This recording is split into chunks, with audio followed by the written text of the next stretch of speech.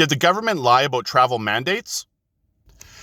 That's something I've been looking into in terms of ordering councils. Now, to give you an idea what an ordering council is, essentially it's what the government can do to be able to put something in a more immediate basis for a temporary time or even a longer time. And to give you an idea of what they've done in the past and some of the things, so Brenda Lucki, the commissioner of the RCMP, she was appointed to her position using an ordering council. Same with Paul Rouleau with the Emergencies Act inquiry, right? Now, it has been used for other things. For example, the handgun freeze for importing, exporting, transferring, purchasing, and all that. That was also an ordering council. Same with the COVID measures that I'm going to be talking about here today. Now, I'm not a lawyer. I've never been trained to read legalese, so I'm just telling you what I found, and I may actually be wrong, but this is where if you know a lawyer, or if you are a lawyer, or if you've been trained to read these kind of documents, let me know what you think down in the comments. I will put up a link for the search page for the orders and councils down in my description, and then what you're going to search is you're going to search minimizing the risk of exposure to COVID-19 in Canada. I believe that's a full thing, but you can probably just type in minimizing and you'll see them all pop up there. Now, there was about half a dozen to a dozen done in the last year in regards to COVID and, let's say, travel and stuff like that.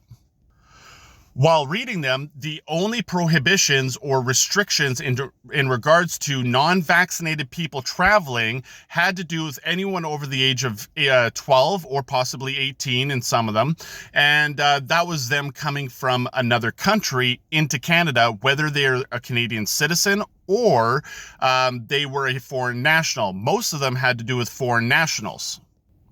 The one thing I didn't find was anything in regards to an unvaccinated person catching a plane or a train from Vancouver to, let's say, Edmonton. I did not find any language in there saying that an unvaccinated person was not allowed to travel that distance with those methods. I also didn't find any quarantine restrictions in regards to people traveling in that method, right, within Canada. Now, like I said, I probably or maybe be getting all this wrong, but this is just what I'm finding, and so I'm looking for a community effort to read these documents to find out if there's anything that I'm missing, because I want to know if what I found is correct or not.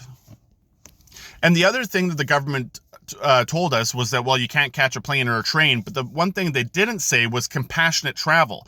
And there is an exemption for compassionate travel in regards to if you need to be near someone's bedside before they die, or if you're going there to take care of someone, to be, compassionate travel. You can get an exemption for that. But again, I'm pretty sure from what I read, that exemption for compassionate travel only has to do with if you're coming from outside Canada. They're like, from what I'm reading, there was absolutely no rule saying that you can't catch a plane or a train. So anyways, you let me know what you think down in the comments, and we will continue from there. But I'm very curious on this, and I would really like someone who knows what they're talking about to take a look at this and let me know if I'm wrong. If I'm wrong, I will totally take it. But if I'm right in what I'm reading, none of this had to happen. Yeah. You have yourself a wonderful day.